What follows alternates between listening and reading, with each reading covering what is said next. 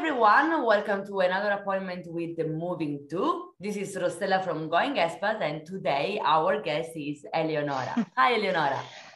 Hi, thanks Rory for having me in your YouTube channel.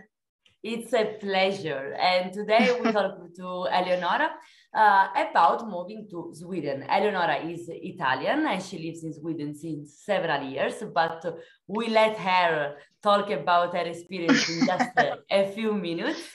Also, Yeah. And first of all, before digging in the topic, I want to inform every one of you that you can find Eleonora and knowing more about her expat experience in Sweden on her YouTube and Instagram account. You find the links in the description. Thank you.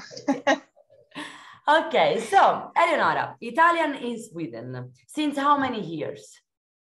I moved to Sweden in 2016. So now I think I'm about to start my sixth year in Sweden. But before that, I lived for almost the same amount of time in UK, in various cities of United Kingdom. Okay. So you have an experience of more than 10 years abroad between UK and Sweden then. Okay, cool. So let's focus on Sweden though. I think it's a bit more different than UK. Yes, and also UK has changed a lot in the years. Because now with Brexit, also the rules to move there, I bet, are a little bit different. Anyway, so moving to Sweden, and let's start with the first step. Normally, I believe the first step is registration. Yes. So when you move to Sweden, when you register yourself, it's to request something called a personnummer. Mm-hmm. So the personal number. And this personal number gives you access to the public services. So, for example, visiting a doctor and having access to a digital bank account, and in general, being registered as a citizen in Sweden. To register yourself, you need to go in person to a place called the Skatteverket. Maybe we can link something in the description. Yes, I guess so. Skatteverket, it's basically the tax office in Sweden. So you need to go in the office of your city, and there you need to compile a couple of documents that you take over there. So you find the printed papers, you just take them and you sign them off. There are a couple of things that are very important in this process. The first one is all the documents are in Swedish. Okay. They're not in English. They're not in any other language. So it's very good if you have someone with you that is Swedish and can help you with this. I didn't know that, so I went by myself, and my phone also had run out of battery. Oh. So I was completely in shock because I didn't know what to do, but luckily there was a girl next to me that was doing the same process. So we compiled it together and she helped me out. But I'd recommend everyone to not making my mistake and to have someone or having a phone where they can translate the documents. Okay. The second thing is that even if you are a European, you are not entitled to get this personnummer. There are different requirements that change depending on the different cases. Mm-hmm. And it's very important to read all of this before you go. Okay. So if you have a job offer, then you're good to go. You need to present your job offer, your passport copy, and you need also an address in Sweden. Mm-hmm. Okay, where to register? Okay. Yes, it can also be a temporary place like Airbnb. For example, okay. Yeah. Or if you're lucky, you can give a friend's place. As long as you don't say it's not your address, you kind of say, you can find me here, and don't go into details. So if you have a job and you bring all the right documents, then it's okay. But if you just move to Sweden to look for a job, then don't apply because your application will not go through. Oh, okay. So it's important that you already have basically a job or a job offer to be able to register in the Yes. Swedish municipality, basically. Yes. Okay. There are other cases. So, for example, one is if you have a Swedish partner. Okay. But there are like requirements. So you need to have been together for a certain amount of time, and you need to provide proofs. So, for example, we have lived together, and this is our like contracts of renting with both our names. Sometimes they even want like pictures of you. So they're really, really thorough on this process. Wow. Yeah. That's interesting. Well, luckily we have social media now, so we can just share our social media. Yes, yes. There's also the option of being self-supported. But it's not guaranteed that you're going to get accepted. And it's not clear how much money you need to have in your bank account to be approved in that category. Okay. So it can be like 10,000 euro, it can be 15,000 euro. Has to be an amount that for them is like an insurance that yes. issue. Okay, but, well, interesting. Yeah, but my personal suggestion is don't apply unless you have a job offer. If you send your application with the wrong documents or not enough documentations, then your application will be blacklisted. Okay. And it's gonna take forever to unblock it. So just don't. Yeah, just play the safe card and do that when you already have everything. And I mean, of course, having the person number it's better, but you can still live in Sweden without it. So okay. So you can find a job at the beginning without this personal number because they know how it works. Yeah, so for people that have like a office job, then it's not an issue. The companies are aware that people coming from abroad, they don't have the person number and they need their offer to request it. If you have a less specialized job, like working, I don't know, in restaurants or in a shop, not that you don't need to be specialized, but you know what I mean, then it can be a bit different. And sometimes when where they can ask you for this person number, and it really depends from place to place. But it's easier to move to Sweden if you are if you have certain qualifications and you have an office job, for sure.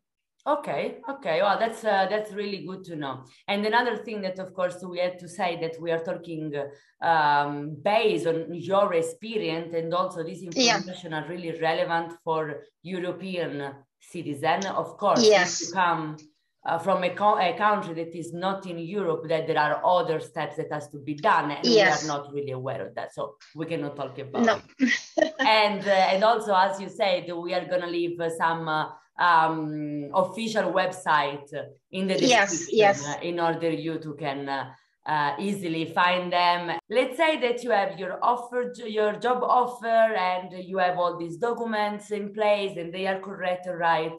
So you apply for your registration and citizenship, and then how long does it take for you to receive this personal number?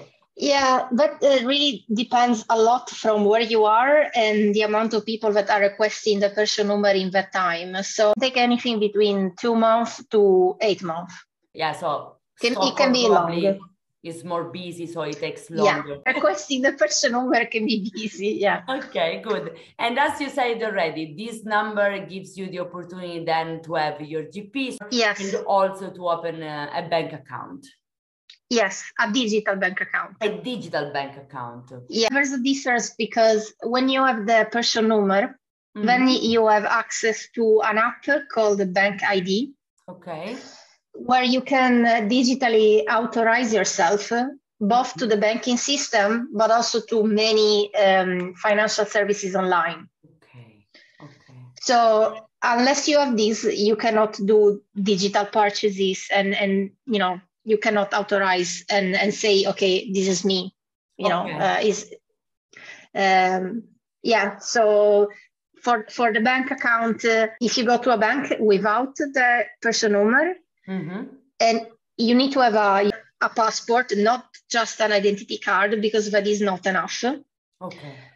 But with the passport, they should open you a physical bank account. Okay. So you can't access it digital. You need to go in person to the bank, a bit old-fashioned.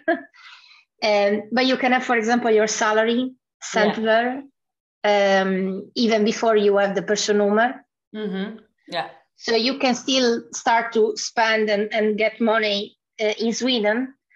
And when you get the person number, then you have to go to the bank again, and then they give you the full package and you have the digital access. I was lucky because my applications at the Skatteverket was super fast because I had everything. I came with a job offer. I got a flat within my first 2 weeks. Okay. I had my passport, so I was also very prepared. So I gave her like a package, and I was approved quite fast. Okay. And also my bank account was quick. But I think for certain companies, it's okay to send you money to your other bank account. Okay. But of course, it's better if you have one in Sweden. Everything is just faster. Yeah, definitely. Interesting. And we have just say something about the GP, so the doctor, but in general, yes. How the health system works in Sweden. Health system is a topic that is very complicated in general. And every country in Europe, even if it's the same continent, has a totally different system. So how is it there?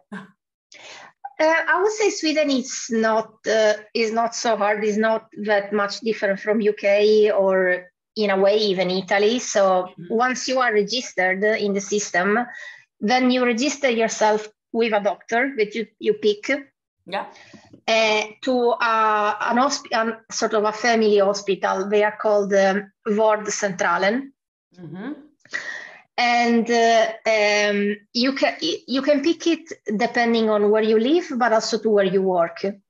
Okay. You can also pick one in the city center, I think. I don't think there's as long as they accept you because they have a place, then you can go there. Like in everywhere. Okay, good. Yeah.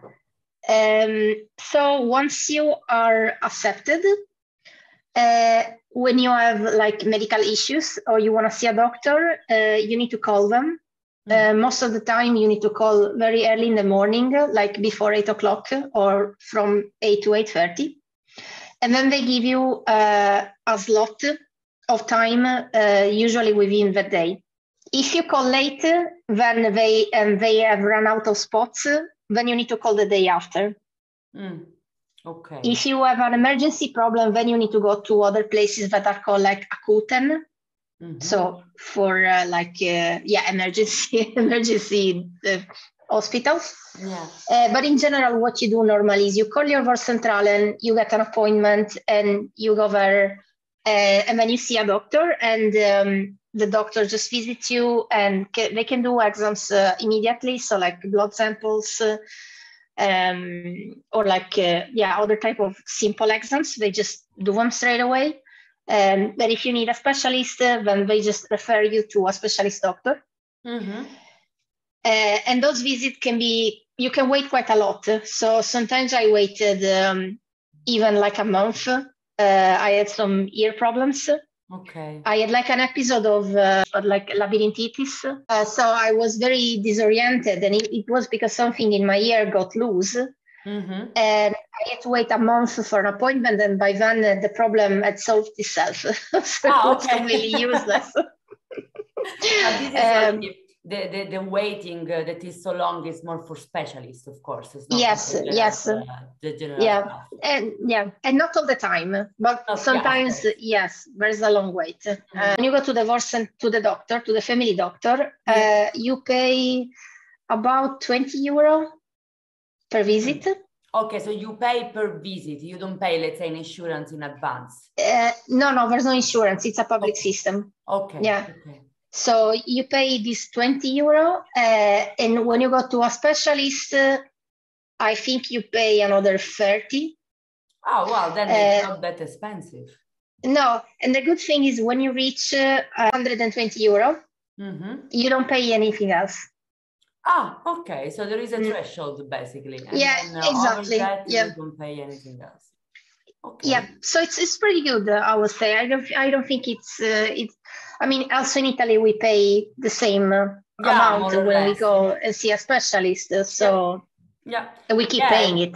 Compared to the Netherlands, I mean, for me, it's really cheap since here is half private, half public. So basically, I have to pay an insurance per month that is around 100 euro per month. Doesn't matter No. if I do something or I don't, I still have to pay every month. You still have to, of course, you need to be, No, here it's you can get a private insurance if you want, but that's if you want to have extra visits or very specialized care, but no one really does it. Yeah, well, if unless you don't know that you really need some specialization or something, then in general, the public one is it's good. Yeah. Let's go to another topic that I guess is very interesting overall for the people that have never been there and are maybe willing to move and need also to calculate if the salary is good, consider the cost of living. Normally, for me, to give an idea of what can be the cost of living is apartment renting. So how much? Yeah.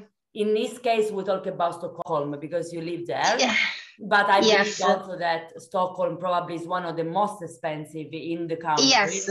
So anything else can be a little bit cheaper. So how much can be the cost of per month of an one bedroom apartment, let's say, in Stockholm? Okay, it's hard to calculate it like that because there are here they calculate the apartment not with bedrooms but with number of rooms. Okay, the total number of rooms. Okay. Yeah, so for example, one room, it means that the bed it's in the same room of the kitchen. Okay, a studio. Okay. Like a studio, exactly. So if we are talking about one bedroom, it means already that there is a kitchen and living room and a bedroom. So it becomes a 2-room apartment. Okay. Okay, so so it's like an extra calculation, let's say, of rooms. Okay. So if you look for an apartment of that size, if you want to live in the center, I will say that it can be anything between 1,400 euro to 2,000. Okay. Yeah, it can be even more. It can be even more expensive depending on the size. So if it's like 70 square meters, it can easily be 2,200 euro per month. Okay, well, then expensive. Yes, like I would say it's as expensive as London. It was a bit cheaper when I moved, but the prices are rising. Yeah, definitely. But if you want to live, if you are okay in not living in the city center, and you want to be, you are okay in being between 20 minutes to half an hour away with the trains, so with the metro line, then you can find something, I would say, 1,200 euro. Okay, so the price can change. Yeah, so I would say 1,200 till 1,500. So it just like it got a bit less. So it really depends on you. If you get a studio apartment, then it's a bit cheaper. Yeah. Okay. Yeah, of course. Yeah, but normally, let's say that we consider an apartment with the separate bedroom, to give the idea. Yeah. No, but it's something that I guess more people look for, and then of course you have to decide if you. I mean, what's your priority, to be in the city center or to have a bigger apartment, and then you do your calculation. Exactly. Side. That transportation works well. So if you live outside the city center, yes, it's great. Possible. I live at the end of the train line. Okay. So at the very last stop, and I'm super happy here, and it's 20 minutes, 25 to the city. No problem at all. I have to say that every time that you take the train, you made this video that you share on Instagram, and the view is beautiful. It's nice. You can enjoy that. And when you are at the end of the line, you just sit down, just listen to a podcast or this YouTube video, and then time flies. I don't mind it at all. 20 minutes is not that much. I agree. It's totally possible. So yeah, cool. Yes. Cool. What about the language? We say something before, how important it is, how difficult it is, and do you need it to find a job, or English is enough in general? Okay, well, it really depends. Again, Sweden can be very different from one case to another. But so is it easy or is it hard? I don't think it's a hard language. It's like a harder English, but an easier German. So I would say the skills are around those two.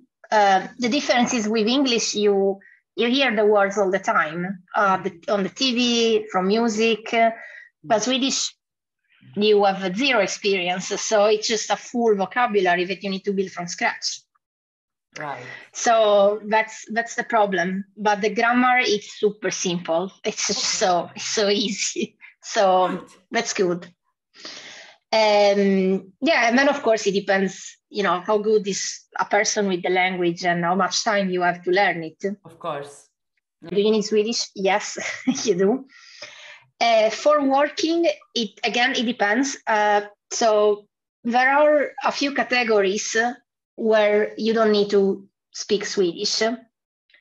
So tech, big companies, if you are a programmer, in a lot of marketing positions, you don't need Swedish.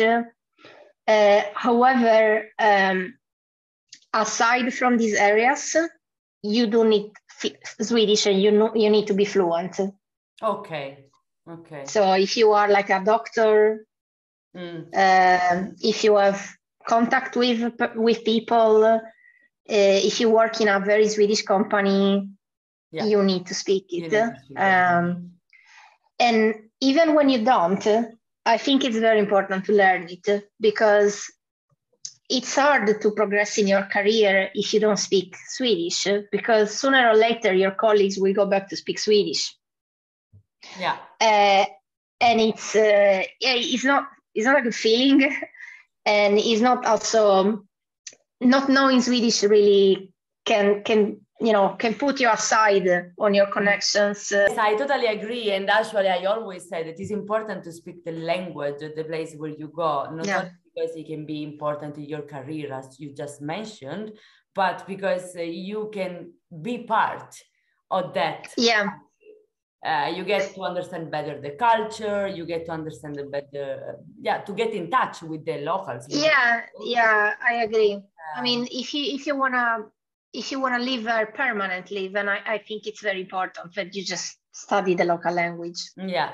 And also, as you said already, when you start to live there, you have all the documents to fill in exactly. Language, so. Yeah, it's there's also that level of difficulties, but all the bureaucracy here, it's in Swedish. It's very even the official website are not always translated to English, so it can be hard. Yeah, definitely. I guess this is something that happens in a lot of countries, and then there are some where there are two languages, or then where they use more the English translation. But I guess for documents, even here, where English is basically spoken by everyone, the documents are same here. Yes, it's not that different. So I mean, of course, if you go to an office and you have difficulties in filling a document, you can ask, because for sure the person that works there speaks English. It's a very different experience, and not always they have time to explain you every word that is written. Yeah, exactly. Yeah, same here, I would say. What are your tips? If let's say that today I want to decide to explore a little bit the idea to moving to Sweden, what are your tips beside the practical one we just talked about? Well, as I said, I think the key to move to Sweden, it's the job. So I will just advise everyone who's interested to research properly about their like about their job. So is my job a requested profession in Sweden? Otherwise, I think if someone is like young and is thinking about Sweden, and or someone who wants to change career, definitely to get into programming, because there's a huge request of programmers here in Sweden. And they hire also from other countries. So as long as you have a bit of working experience and a good CV, they can also relocate you. Okay, that's good. Yeah, it doesn't happen quickly, and it doesn't happen to all the applications you send, but it is a possibility. I saw it happening. So definitely investing in programming, or in the other professions that are relevant. So project management, it's another really sought thing. Another thing I recommend is to stay within your field. So if you have worked in a company for many years, you can just ask for a transfer. That's the easiest way to move. Or if you have experience, for example, in the financial sector, just apply within the financial sector. Don't think, okay, if you have worked as a project manager in fintech for 5 years, you can't think to move to Sweden and open a flower shop. Those things are not going to work. If you move and you are within the system, then you can think about changing your life, changing your career. But first of all, you need to move within something you can provide. Yeah, one step at a time. Yes. So I agree. And I want to say, Eleonora, that it's very important that you are underlining that, because nowadays, with all the social media and everything, I mean, we are on social media, we use our social media a lot to communicate. Too much.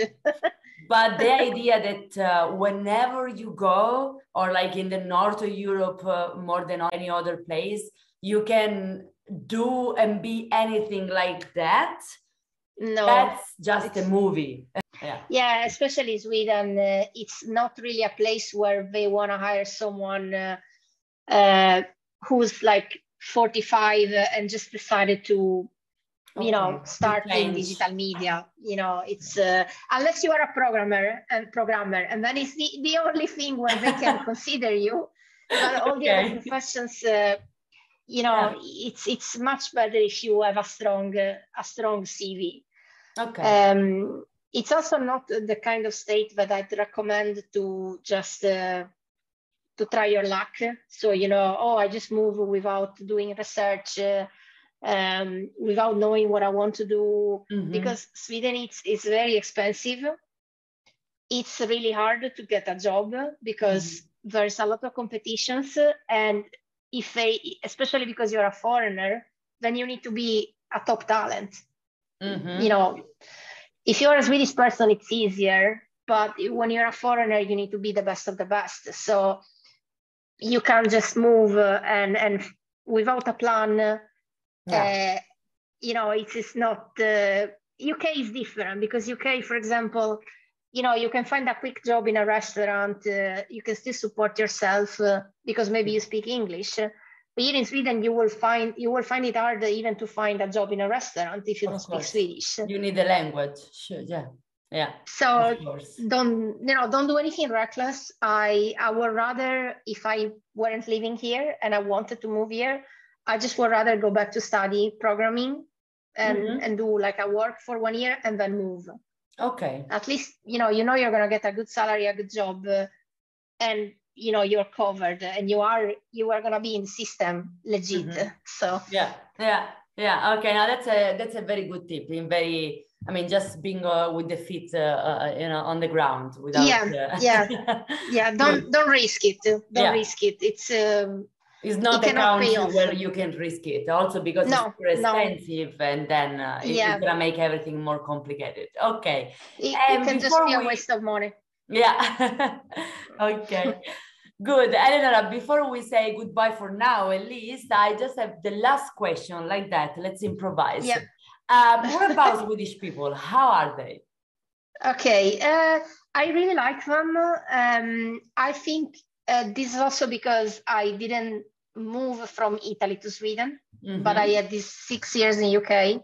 Yeah. That have prepared me to living abroad and to connect with a non-Italian culture and Northern people in a way.